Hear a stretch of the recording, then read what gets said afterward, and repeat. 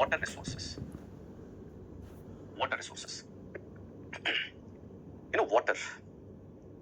When we are talking about water, so you can say simply that water is an inorganic liquid. And it is very important because, it plays multiple roles. Okay, water acts as a resource.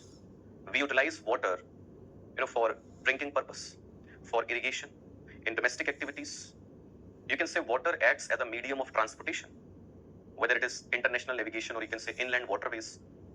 Water is utilized for electricity generation in hydropower plants. And water, you can say it acts as a natural habitat for aquatic plants and organisms.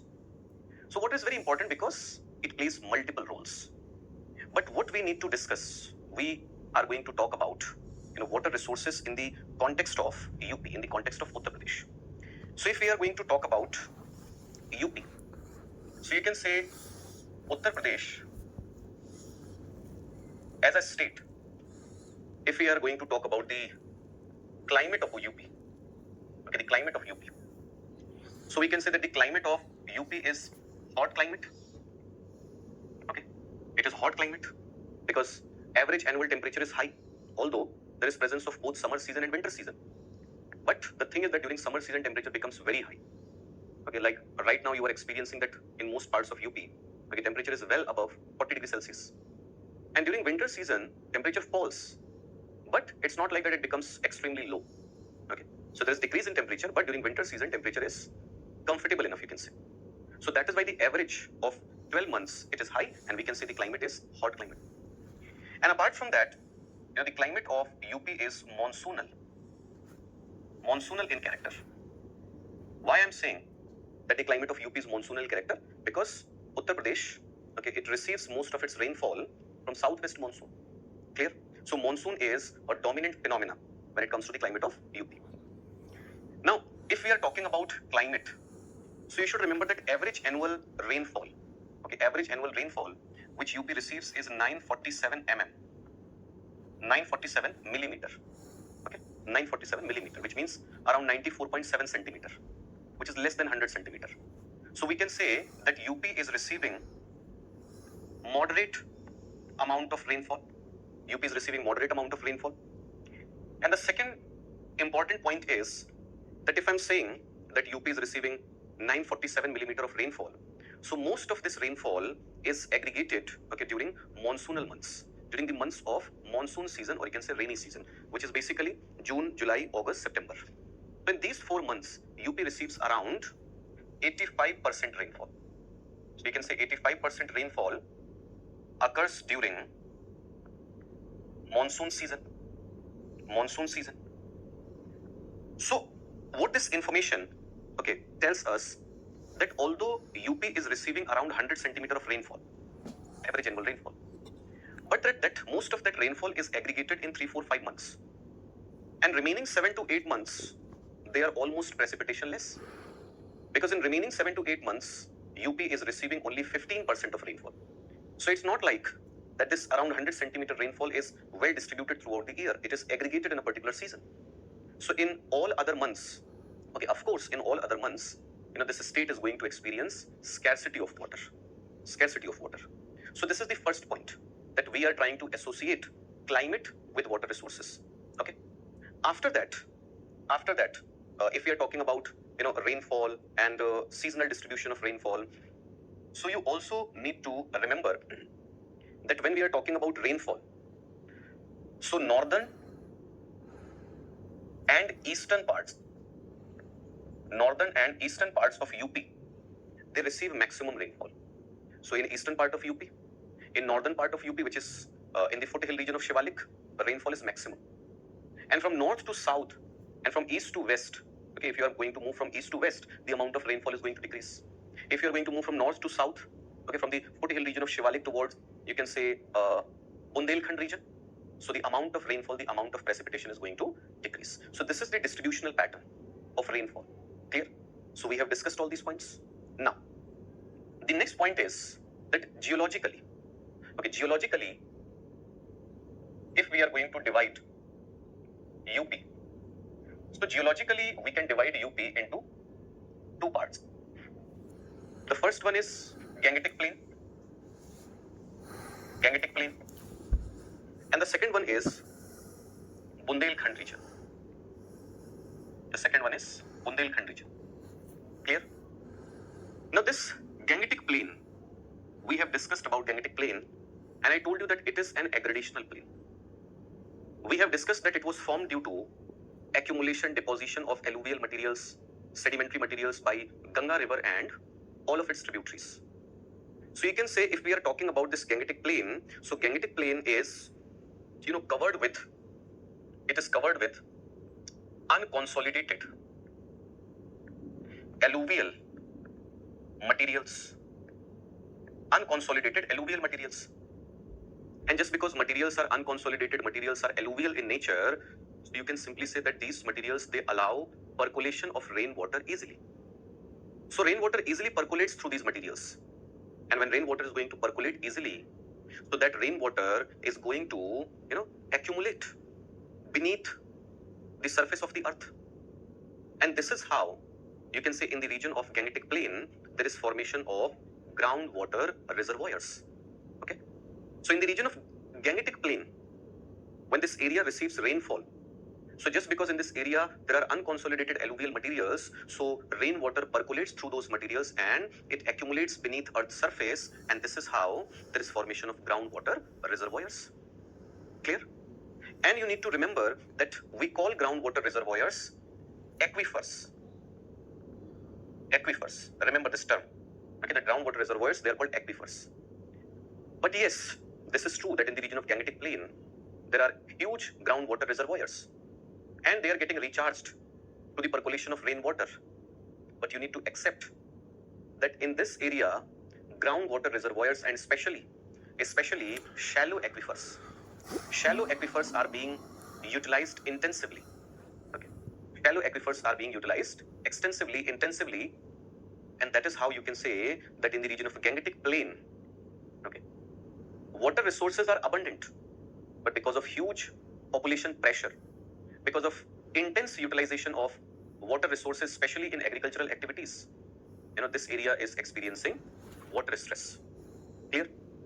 Now, on the other hand, if we are talking about Bundelkhand region, so we know that Bundelkhand region is an area of peninsular rocks. It's an area of peninsular rocks. And peninsular rocks are different from these alluvial materials. Peninsular rocks, you can say, they are hard and they are consolidated. So in the region of Bundelkhand, percolation of rainwater is controlled by, you can say, fractures, joints, faults, which are found in the rocks. Okay, so you can note it down that just because it's an area of hard and consolidated peninsular rocks, so that is why percolation of rainwater is controlled by faults, joints, and fractures, etc. In general, okay, if you don't understand the meaning of faults, joints, fractures, so in general, you can say we are talking about cracks, okay, cracks which are found in the rock. So in this area, water is percolating through those cracks. Clear? And of course, if rocks, they are hard, okay, they are consolidated, they are impervious, and water is, percolating with great difficulty, only through fractures, joints, faults, etc. So of course, you can say in such an area, groundwater reservoirs are not going to be huge. Very simple. So this is, you can say that we are trying to connect water resources with geological properties. Okay, with geological properties. Now the next point is that if we are talking about UP, if you are talking about Uttar Pradesh, so in terms of area, UP is the 4th largest state in India. So it is having massive areal extension. Okay, area is large, and geographically, you can divide UP into several parts.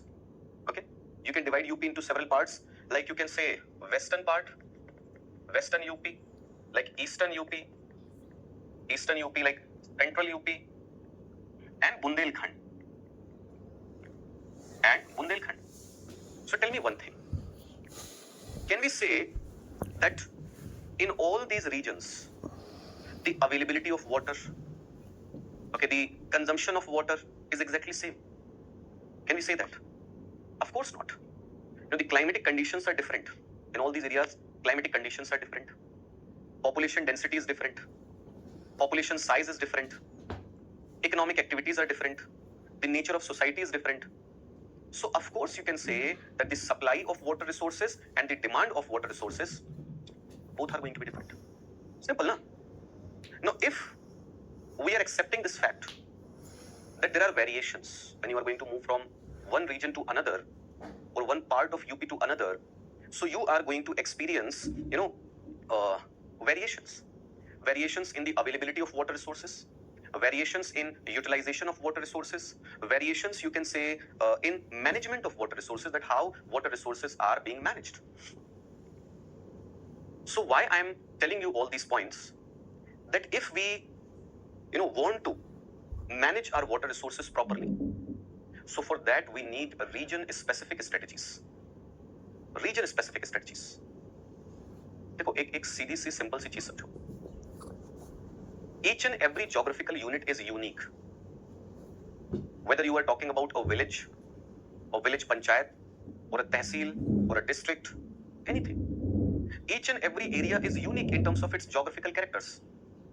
Population, landscape, soil, vegetation, water bodies, society, economy. समझ में आ रहा है क्या बात बोल रहा हूं मैं?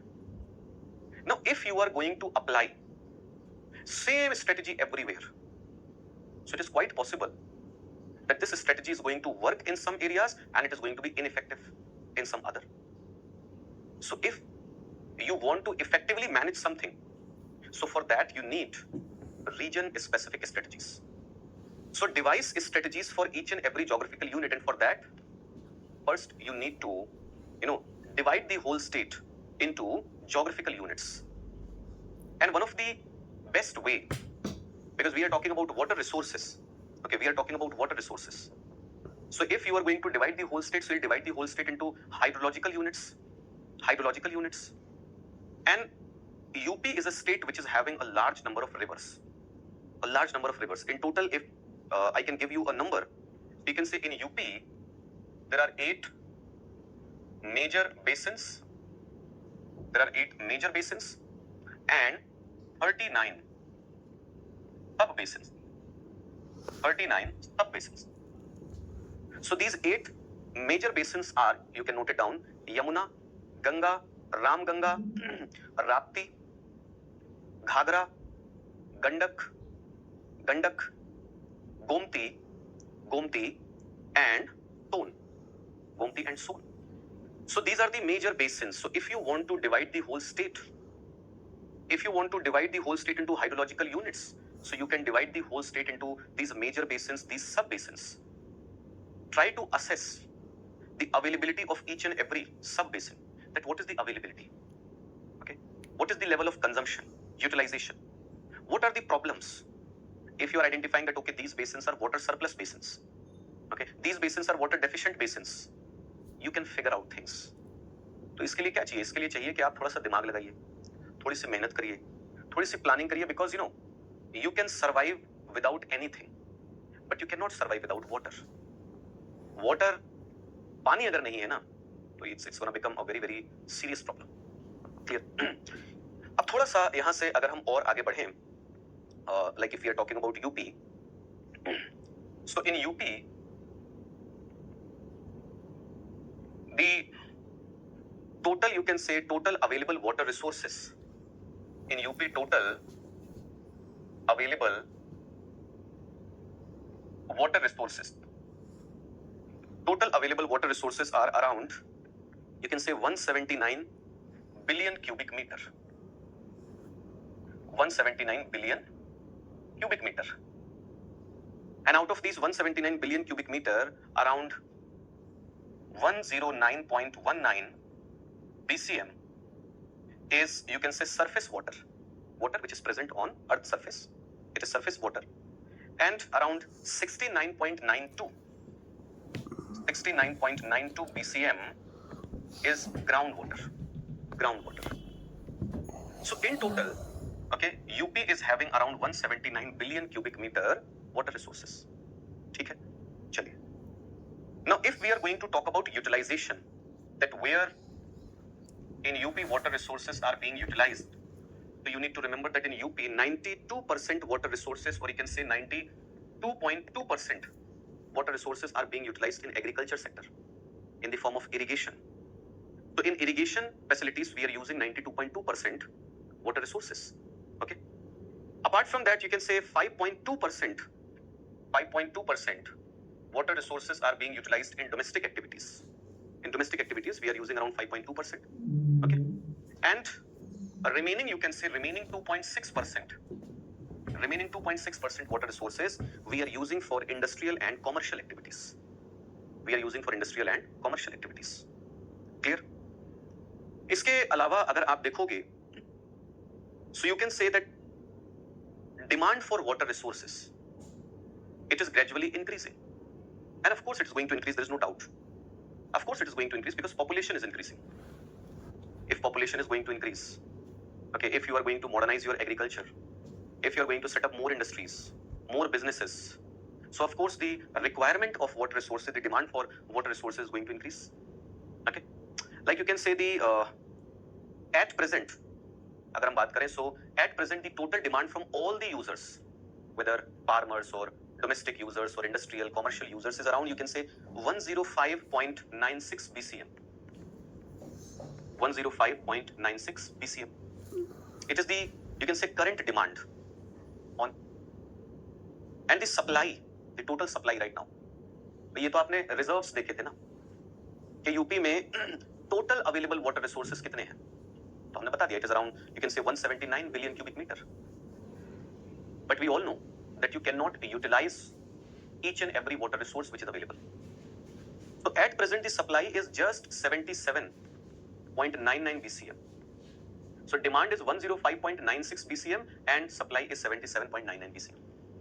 So of course you can say that there is water deficit, there is decrease, or you can say there is a gap between demand and supply.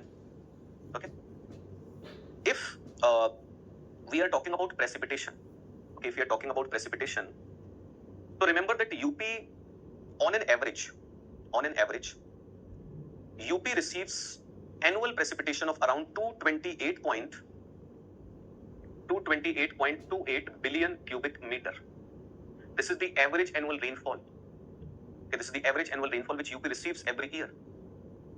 But if we are going to exclude natural evaporation, natural evapotranspiration, so you can say after excluding natural evapotranspiration from all this average annual rainfall, so you can say around 161.64 BCM water flows in the rivers of UP. 161.64 billion cubic meter water flows in the rivers of UP on annual basis. But the thing is that the strategies which we are following, okay, the methods, the approaches which we are following, so out of this 161.64 billion cubic meter of water, only you can say 118.47 BCM water is utilizable. It's not like we are utilizing it. 118.47 billion cubic meter is utilizable. The remaining we cannot use because we are not following those approaches, those methods.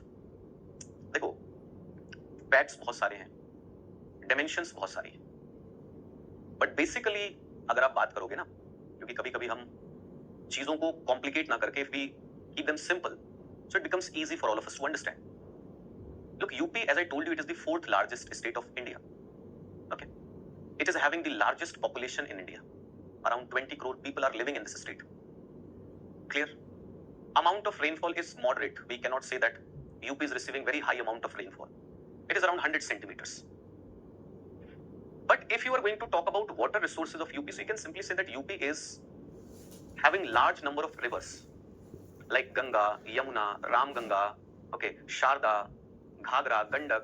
All these rivers, they are coming from Himalaya. These rivers are perennial rivers. So during rainy season they are bringing rainwater, and during non-rainy season they are bringing meltwater of glaciers.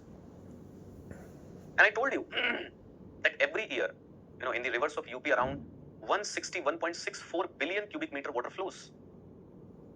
But what is our mistake? देखो, नदियों में पानी flow करता है, वो तो करता रहेगा. But if you are not storing that water. If you're not storing that water, then it becomes a problem.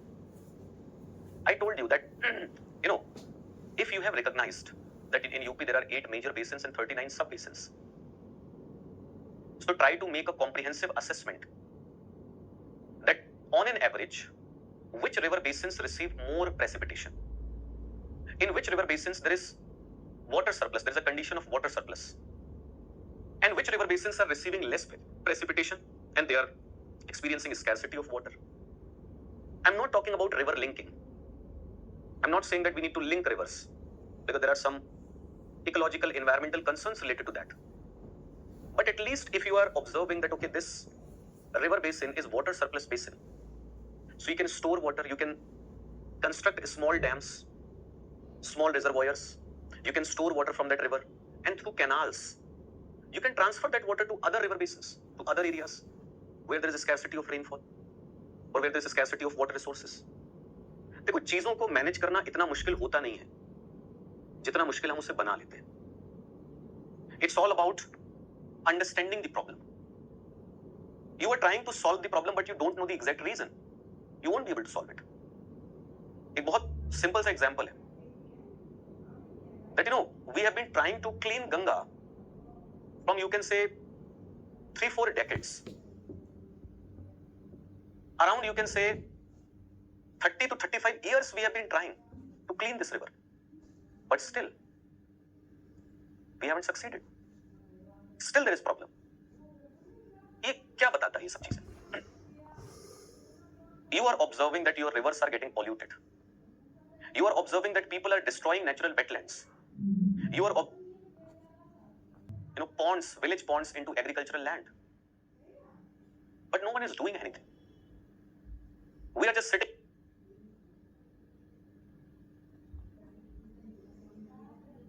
छोटी छोटी स्टेप्स जो है ना, वो चीजों को बदल सकती है.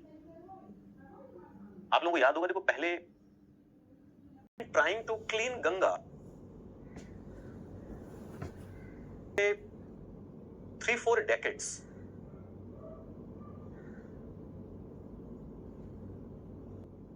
$30 to $35 years we have been trying to, but still we haven't succeeded. Still there is problem. ये क्या बताता है ये सब चीजें? You are observing that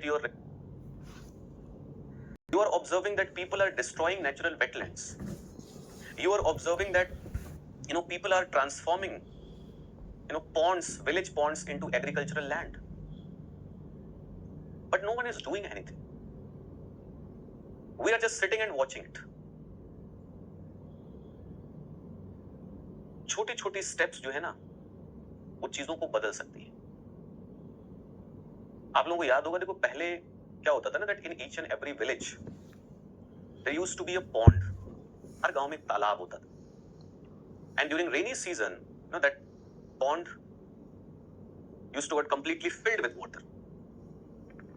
And that water was utilized by villagers, people living in rural areas during non-rainy season, especially during summer season when temperature is high and there is no rainfall. But gradually, we thought that these ponds are useless. We don't need these ponds. Reason? क्योंकि हर खेत में tubewell लग गया, हर घर में हमने नल लगा लिए, तो अब तालाब की जरूरत किसको है? बट हम ये समझने में चूक कर गए. और ये देखो, सिर्फ बात लोगों की नहीं है, बात है पूरी मशीनरी की. If people are not able to understand the importance of anything, then it is the responsibility of government. It is the responsibility of administration to inform people. Okay? To tell people that these things are important. You have to maintain it if you want your survival. तो वो तालाब खत्म हो गए. अब क्या हो रहा है? Now you are trying to revive those ponds. You have to. बहुत सिंपल सी चीज है that if we can construct small dams. Yes, when we construct large dams, then there are several challenges. there are environmental concerns, there are, you can say, safety concerns, there are concerns related to relocation of people and all that, all these things. But if you are constructing small dams, small reservoirs, and you are storing water, okay, you are storing water, you are using that water to supply drinking water, to supply water for irrigation, for industrial operations, okay, so this problem is going to solve. In each and every household, okay, we are having pumps, okay, हर किसी घर में, हर किसी खेत में आप देख रहे हो, there are tube wells, there are bore wells, there are pumps, we are extracting groundwater. If you are extracting groundwater, then who is going to recharge that groundwater? Who is going to be responsible for that recharge? Of course you are going to be responsible. भाई अगर आप कुछ लेते हो तो फिर आप देने की भी काबिलियत रखो ना. If you are taking something from nature, then build the capacity to give something back. You are extracting groundwater, there is no problem. But at least during rainy season, collect rainwater and try to recharge groundwater. तो हर एक घर के अंदर इस तरीके का setup लगाना मुझे नहीं लगता कि बहुत बड़ा टास्क है. But it's all about priorities. We are not thinking in that direction. We are not bothered about all these things. We are doing, okay, we are making efforts, but you know, those are lazy efforts, to be honest. जिस rate पर आप use कर रहे हो ना, जिस rate पर आप एफर्ट्स डाल रहे हो, there is a huge difference. It simply shows that you are doing it for showing that you are doing something. So as a society, we need to wake up. As a society, we need to accept that water scarcity is a problem. And if we are not going to be serious about it, then it is going to become, you know, a very, very problematic thing. We won't be able to deal with it then. So these are the things which are related to water resources. Now, if we are going to talk about certain aspects of management, okay, if we are going to talk about certain aspects of management. So, as I told you, that, you know, demand of water resources is increasing. Why demand is increasing? Because population is growing. Okay, apart from population growth, you can say urban population is growing. Urban population is growing. Lifestyle of the people is changing. Okay, lifestyle is changing, and due to all these things, the requirement of water resources is increasing. Apart from that, you can say stream aquifer interaction. Stream aquifer interaction. देखो, rivers, these are streams. They collect rainwater, they flow or they carry rainwater, and then beneath Earth's surface there are reservoirs of groundwater which are called aquifers. So rivers, or you can say streams and aquifers, they interact. How they interact? When rainwater collects in those streams, okay, so that rainwater percolates and it recharges aquifers. But due to human interventions, due to, you can say, deforestation, agricultural activities, developmental activities, we are hampering this stream aquifer interaction. And because of that, you can say that groundwater reservoirs are getting, negatively influenced. There is depletion of groundwater reservoirs because we are utilizing groundwater reservoirs at a rapid rate, but we are not thinking about recharging those aquifers. So it is another serious problem. Okay, it is another problem. And you can say that in UP, if we are talking about UP, so apart from, population increase and increase in the demand of water resources, you can say depletion of groundwater reservoirs, there is wide variety. There are wide variations when you are going to move from one region to another. Like in Tarai Belt. In Tarai Belt, you are not going to find any sort of water scarcity. There are enough water resources in Tarai Belt. But if you are going to talk about Bundelkhand region, so in Bundelkhand region, you are going acute shortage. So it's not like that the problem, okay, or the situation is exactly same everywhere. Variations. And these things, okay, these things you can say they pose a challenge policy makers, for management authorities to deal with these problems. But when we talk about management of water resources in UP, so you can say that there is a lack of coordinated planning.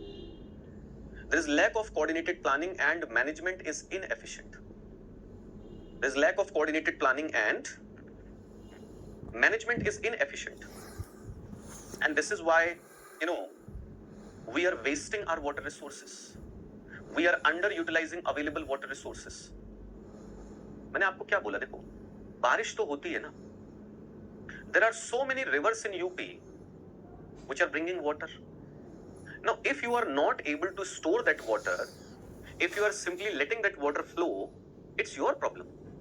You cannot say that you don't have water resources. You are having water resources, but just because you don't have any sort of planning, you don't have any sort of effective management, so that is why you are wasting water resources. Apart from that, you can say that our institutional capacity is weak. Institutions are not well equipped, well trained. They are not having the capacity to deal with emerging water problems. You need to remember that, with the passage of time, things are changing. अब आप वही traditional approach जो है वो apply नहीं कर सकते. We are living in the era of global warming and climate change. So all these problems, they are going to become complex. The nature of society is changing. The nature of economic activities is changing. But our institutions, they are not ready to deal with all these problems. So we need to strengthen our institutions if you want to solve problems related to water resources. Apart from that, there is lack of institutional coherence. There is lack of, you can say, policy convergence.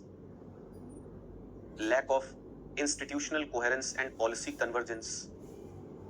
मतलब आपने कभी-कभी एक चीज notice की होगी that there are multiple departments.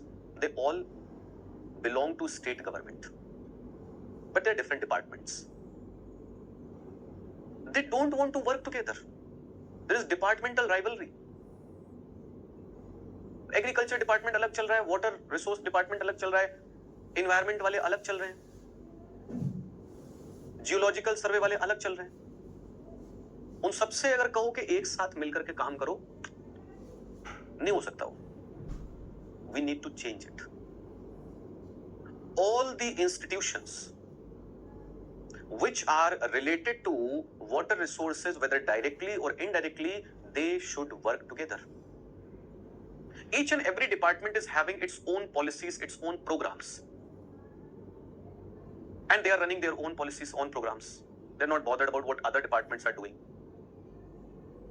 तो एक collective effort चाहिए ना. ये वही चीज है, देखो जैसे आप लोग कभी देखते होंगे कि डेवलपमेंट, एक सड़क बनती है, सड़क बन जाती है तो 4 दिन बाद किसी दूसरे डिपार्टमेंट को याद आता है कि अरे वहां तो हमें सीवर लाइन बिछाना था, सो सॉरी, दिमाग से निकल गया. अभी बनी है सड़क, अब वो आएंगे, नई सड़क खोद डालेंगे और सीवर लाइन बिछा जाएंगे. अब वो नई सड़क वो वैसे की वैसे खुदी हुई पड़ी है. फिर कुछ दिन बाद होश आएगा और होगा चलो सड़क फिर से बना देते हैं. वो बनेगी तो फिर किसी तीसरे डिपार्टमेंट को याद आ जाएगा कि हमें तो वहां पर केबल बिछानी थी, या पाइपलाइन बिछानी थी, गैस पाइपलाइन बिछानी थी. ये क्या बताता है? that there is no coordination at all. These departments, these agencies, they are not coordinating with each other. They are not thinking in holistic manner that okay, if we are planning to develop this area, then what needs to be done and how it is going to be done. They are not thinking about it. Their actions are random. तो इसको बदलने की जरूरत है. We need to change it.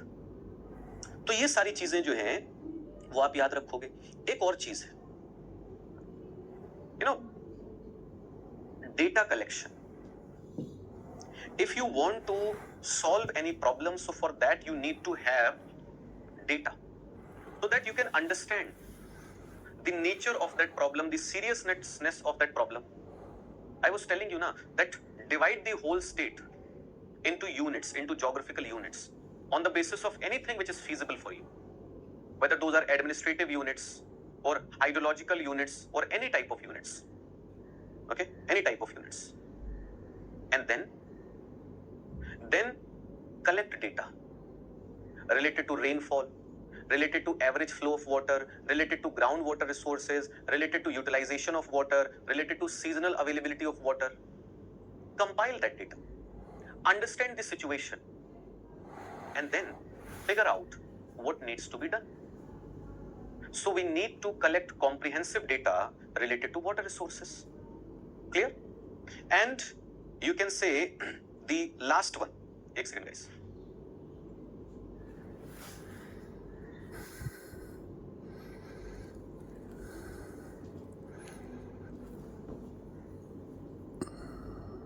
Is that सब कुछ आप government पर नहीं डाल सकते, सब कुछ आप एजेंसीज पर नहीं डाल सकते. If you want development in any region or development in any country, then people, okay, they need to take some responsibility. उन्हें भी कुछ ना कुछ responsibility जो है वो लेनी पड़ेगी. So we need to understand that water is a very, very important resource. We need to understand that what is the economic value, social value, ecological value, environmental value of water. We need to understand that if, we are going to deplete water resources, so what we can lose. And then if people are going to make small efforts, okay, so this whole scenario is going to change.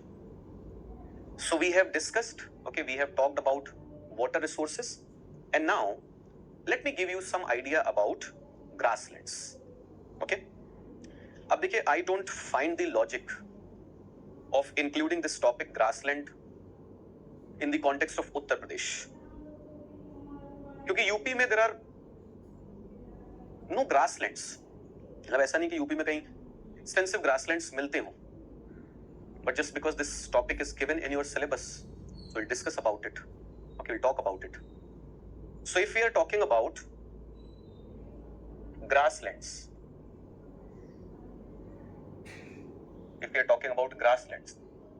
okay, so first we need to understand that what is the meaning of grasslands. Okay, we need to understand that what is the meaning of grasslands.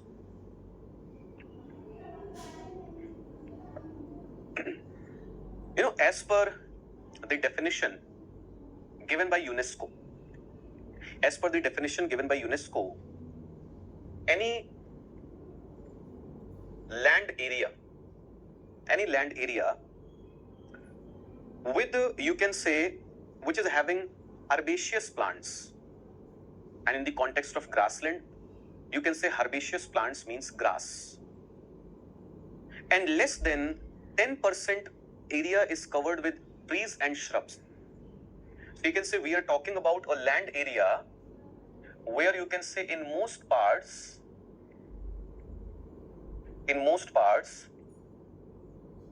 there are herbaceous plants.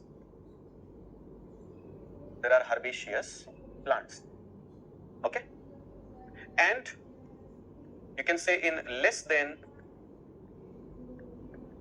10% area there are trees and shrubs. In less than 10% area there are trees and shrubs. So this is the meaning of grassland. You can define grassland in the form of an ecosystem. We'll talk about ecosystem.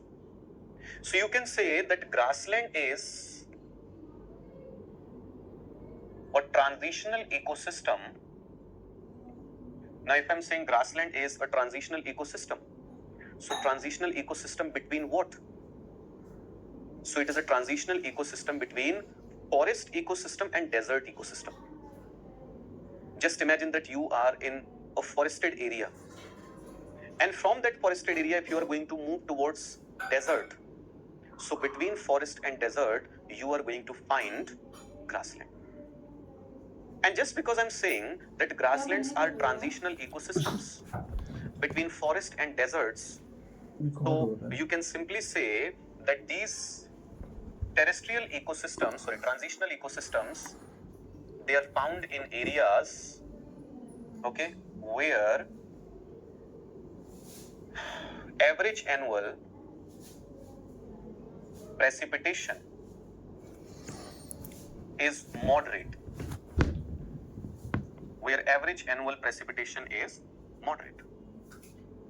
Because if the average annual precipitation is going to be high, so the vegetation is going to be in the form of trees and you will find a forest cover. If the average annual precipitation is going to be low, so you are going to find xerophytic vegetation and you'll say that it's a desert. So in, you can say grassland ecosystems, or you can say grassland ecosystems are found in those areas where average annual precipitation, average annual rainfall is moderate, okay? It is moderate, and that is why, the vegetation, it is neither in the form of tree cover nor in the form of xerophytes, rather in the form of herbaceous plants, grass. Simple. We have discussed all these points. अब अगर हम थोड़ा सा और आगे बढ़े, okay? So the next point is that we should talk about types of grasslands. We should talk about, types of grasslands. So grasslands found all over the world, okay, we can categorize all those grasslands into two categories, broadly into two categories. Tropical grasslands and temperate grasslands. Tropical grasslands and temperate grasslands. So what is the difference between tropical and temperate? Look, as the name is suggesting, that if I'm saying tropical grasslands, so of course you can say that these grasslands are found in tropical region. And tropical region is basically, you can say, between Tropic of Cancer and Tropic of Capricorn. So these grasslands, they are found in tropical region mostly. And you need to remember that in tropical region, you are going to find these grasslands in interior parts of land masses. You are not going to find grasslands in coastal areas. You are going to find grasslands, okay, away from coastal areas in interior parts. Why? Let me explain it. Listen carefully. Just imagine that if this is 23.5 degree north, which is Tropic of Cancer, this is 0 degree equator, and this is 23.5 degree south, Tropic of Capricorn. Tropic of Capricorn. So imagine that it's a landmass. Okay, it's a landmass like this. So this is a landmass. So the winds which blow in tropical region, those winds are trade winds. You might have read about trade winds. And trade winds, they generally blow from east to west. In northern hemisphere, their direction is from northeast to southwest.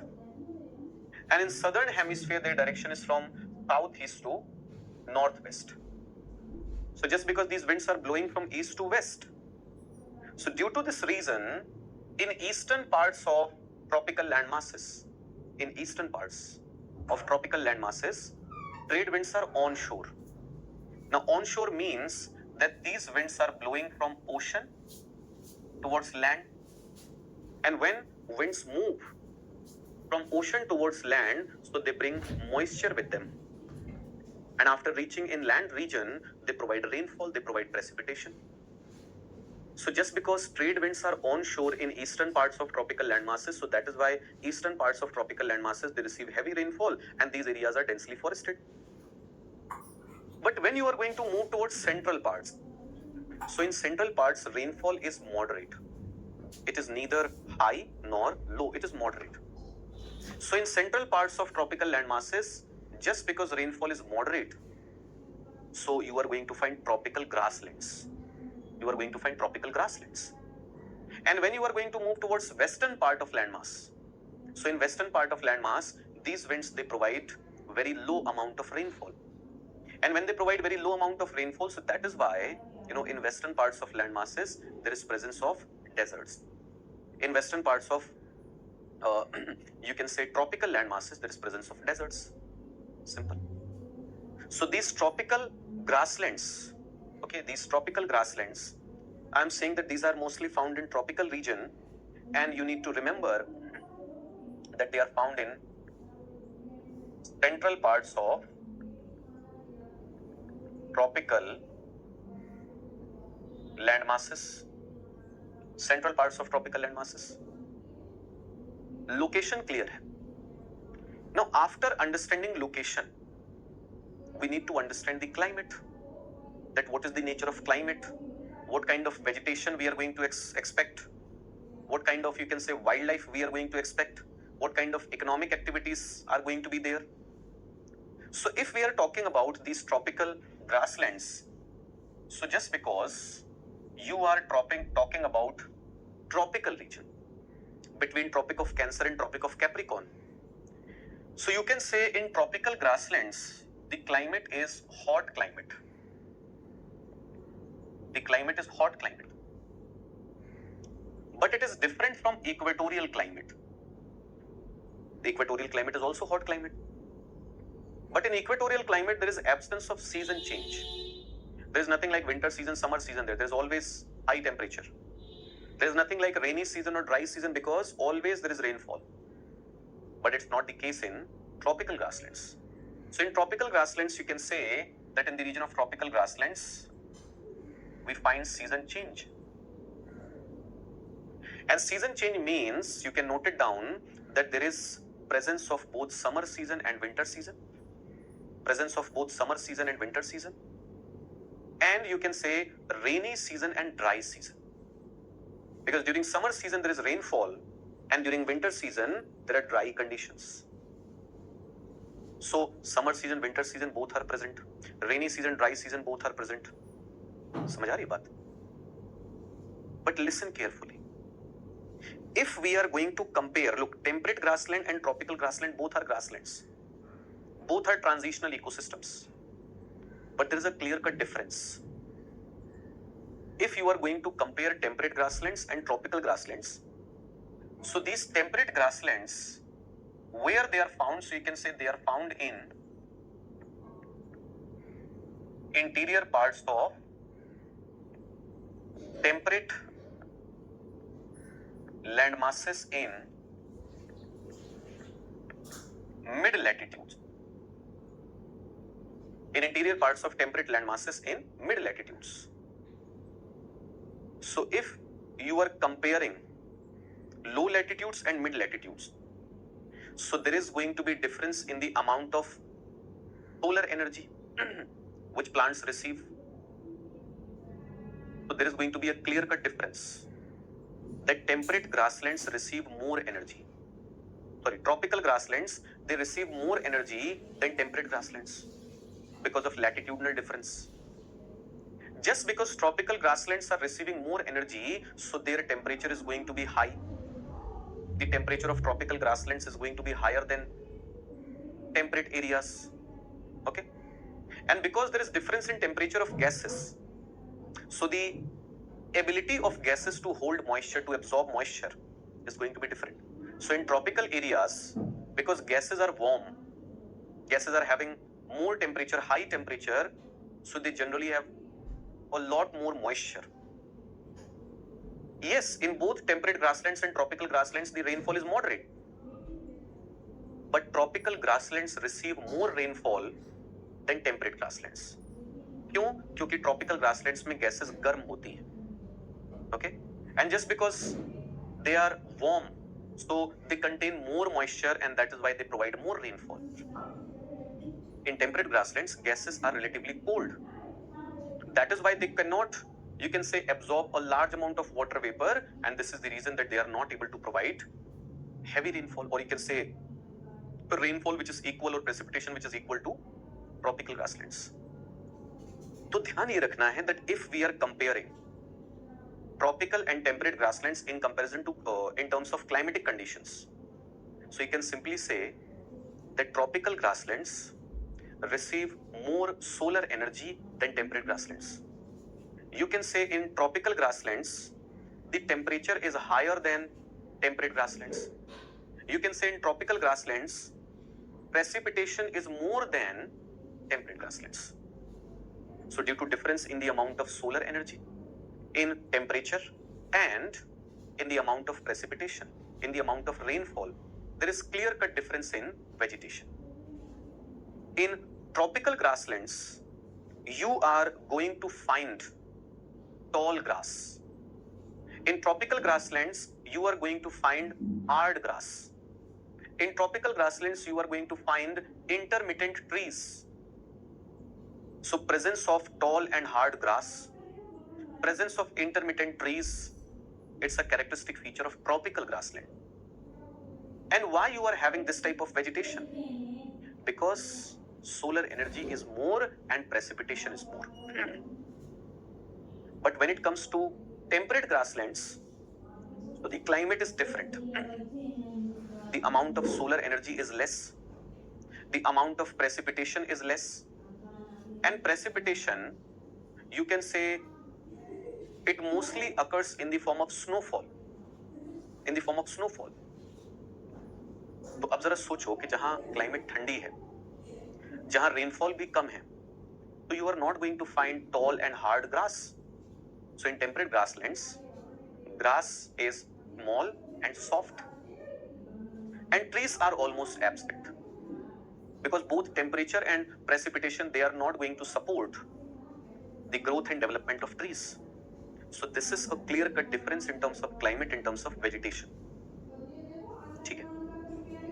And you need to remember that like in tropical grasslands, you are going to find animals like lions, like cheetah, like zebras, elephants, giraffes, etc. So you can find these, you can say, animals in tropical grasslands. But in temperate grasslands, you are not going to find lions, giraffes, zebras, elephants, etc. क्योंकि वहां इतना vegetation नहीं है जो इन सबको support कर पाए. So in temperate grasslands, you are going to find, you can say, rodents, deer, buffalo, okay, all these animals. So flora is different, fauna is different. ठीक है, याद रखेंगे इस चीज. Now, if we are going to discuss their distribution, so I told you that tropical grasslands are found in tropical areas, and in tropical areas they are found, okay, in tropical areas they are found in interior parts of land masses. So like you can say these tropical grasslands, they are found in Sudan, in Brazil. In Brazil they are called campos. In, you can say, Venezuela.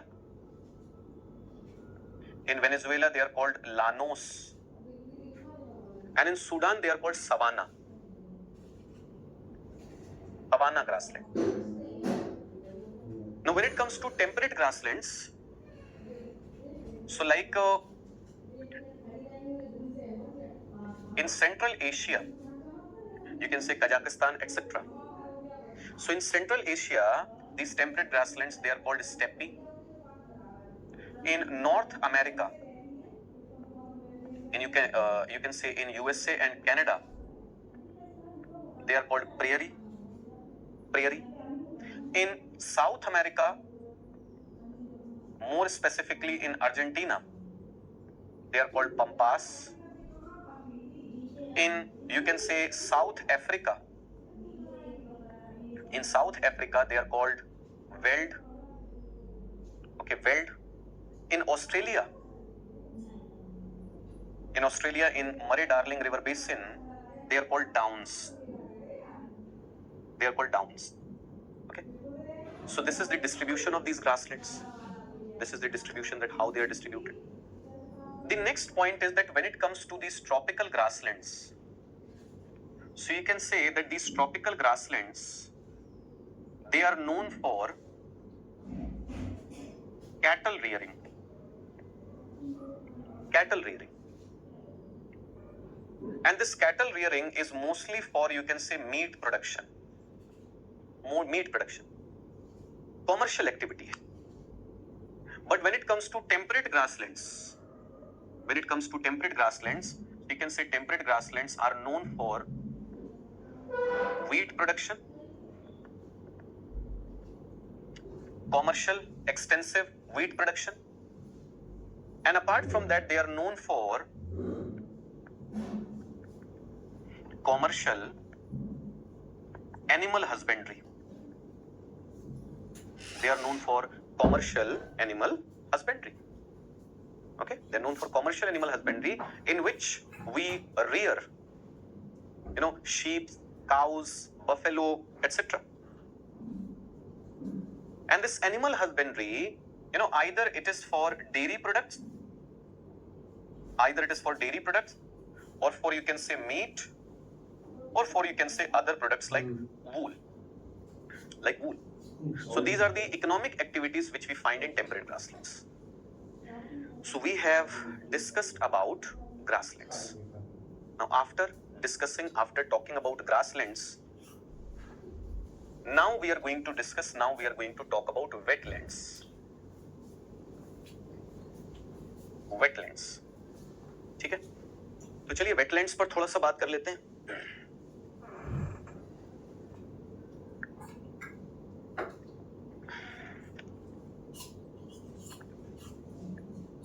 देखिए, जब हम wetland की बात करते हैं, so first you should understand that what is the meaning of a wetland. Okay, what is the meaning of a wetland?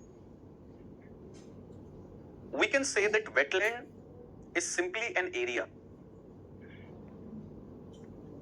Okay, wetland is simply an area which shows water logging.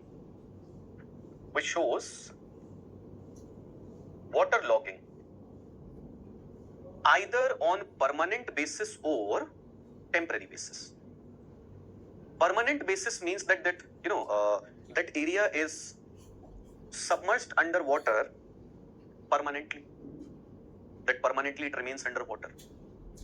And temporary, that for some time it gets waterlogged and then it becomes dry. So जैसे कोई lake है, just imagine there is a lake, so you can say it's a wetland. Or there is a low-lying area, okay, and during rainy season that low-lying area becomes waterlogged, you can say it's a wetland. Simple, अगर तरीके से हम बात करें. So all those areas which experience waterlogging, either on permanent basis or temporarily, you'll say they are wetlands. Now, just imagine that you are living in a village and you are saying that very close to your village there is an area which is low-lying. There's a low-lying area. And you are seeing that during rainy season, that low-lying area gets submerged in water. So a general perception is going to be that this area is useless. Because often we figure out the utility of any area in terms of, you can say, economic benefits which it is providing. But we are not able to understand that during flood, that low-lying area is going to accumulate water in itself and it is going to act as a buffer. During dry season, okay, it can provide you the water which you need. Just because this low-lying area is collecting rainwater, so it is helping, okay, in the recharge of groundwater reservoirs. The soil, the vegetation which is found in that water body, in that low-lying area, it filters, you can say, pollutants from that water. And most importantly, it is giving shelter to a large number of species. So wetlands are not useless. wetlands are very, very important. And if there is something which is important, so of course we need to protect it, we need to conserve it. So that is why, okay, you need to remember that in 1971, okay, in 1971, in Ramsar city of Iran, in 1971, in Ramsar city of Iran, a conference was held on the importance of wetlands and on the need to conserve wetlands. And the outcome of that conference was Ramsar Convention. It was Ramsar Convention. So if there is a question that what is Ramsar Convention? What is Ramsar Convention? So you can simply say that Ramsar Convention is an intergovernmental treaty. Okay? It is an intergovernmental treaty. Okay? And this treaty, it provides the framework. It provides the framework for conservation of wetlands, for sustainable utilization of wetlands. So this treaty, which was adopted in 1971 in Ramsar city of Iran, this treaty is an intergovernmental treaty, but you should remember that it is outside the ambit, the domain of, you can say, United Nations multilateral environmental treaties, like Convention on Biological Diversity, like United Nations Framework Convention on Climate Change, like Convention to Combat Desertification. So all these are UN associated treaties. But this Ramsar Convention is not related to, the system of multilateral environmental agreements of United Nations. It is different. Now, if we are talking about this Ramsar Convention, okay, if we are talking about this Ramsar Convention, so there are three pillars of Ramsar Convention.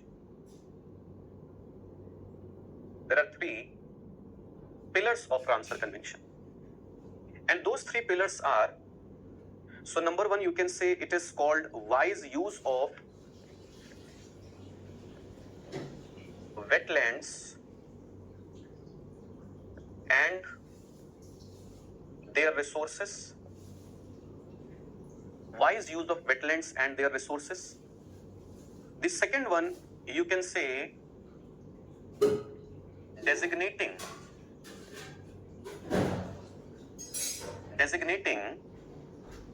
wetlands, or you can say important wetlands for Ramsar list. We'll talk about Ramsar list, designating important wetlands for Ramsar list. And the third one, you can say international cooperation. International cooperation. And international cooperation for conservation of transboundary wetlands. International cooperation for transboundary wetlands. Transboundary wetlands are those wetlands which are found or which extend in more than one countries. Just imagine that in Africa there is Lake Victoria. Imagine that Lake Victoria is a wetland and you want to conserve it. So Lake Victoria, okay, it extends in three countries: Uganda, Kenya, Tanzania. Now, if Tanzania is trying to conserve this lake, but Uganda and Kenya, they are not bothered about it. So you cannot protect this lake unless there is cooperation among these three countries. So that is why Ramsar Convention recognizes that for conservation of transboundary wetlands, we need to cooperate with each other. So these are called three pillars of Ramsar Convention. Now, in Ramsar Convention, we are talking about Ramsar list. So what is Ramsar list? What is the meaning of Ramsar list? You can say Ramsar list is simply, okay, it is simply the list of, note it down, it is the list of wetlands of international importance. Wetlands of international importance. And it is, you can say,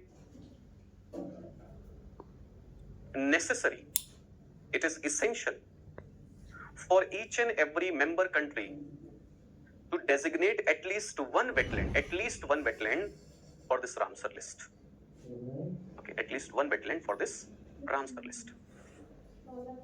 The question is that, okay, if a country is going to designate any wetland, okay, if a country is going to designate any wetland for this Ramsar list, so what kind of benefits, okay, it is going to get?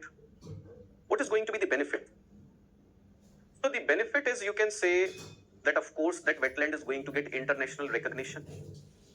It is going to get international recognition because it's a wetland of international importance. So that is going to boost tourism, you can say.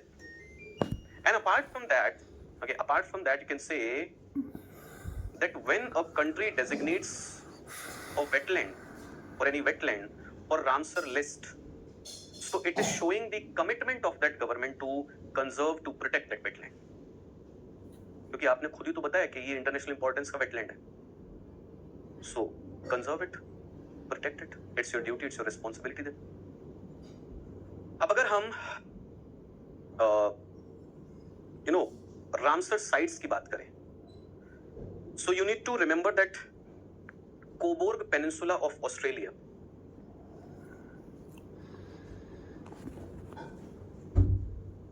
Cobourg Peninsula of Australia was the first site which was declared as Ramsar site in 1974. In 1974. The largest Ramsar site in the world is Rio Negro. Rio Negro in Brazil. Rio Negro in Brazil. And the country which is having the highest number of Ramsar sites is United Kingdom, and the number is 175. United Kingdom. In India, at present in India, there are 75 Ramsar sites. Okay, there are 75 Ramsar sites at present in India. Clear? And if you are going to talk about UP, so you can say in UP, there are 10 Ramsar sites. At present, there are 10 Ramsar sites, and we have discussed about those Ramsar sites. जब मैं reverse वगैरह पढ़ा रहा था तो वहां पर lakes में मैंने आपको रामसर साइट्स के बारे में बताया था, उसको क्लब कर लीजिएगा यहाँ पर. But just because if you are talking about, you can say Ramsar Convention, so apart from Ramsar list, there is another list, and that list is called Montreal's Record. That list is called Montreal's Record. Now this Montreal's Record, okay, this Montreal's Record, you need to remember that it is a list of those wetlands.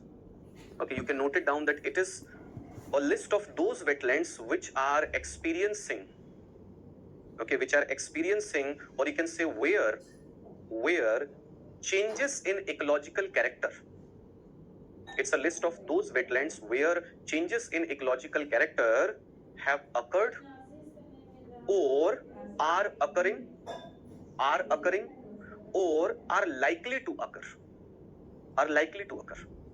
So either changes in ecological character, they have occurred in the past, or right now they are taking place, or they are likely to occur in near future.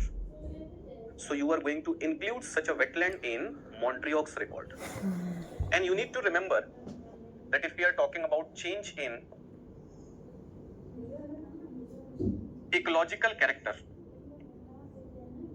so this change in ecological character, it could be either due to technological development,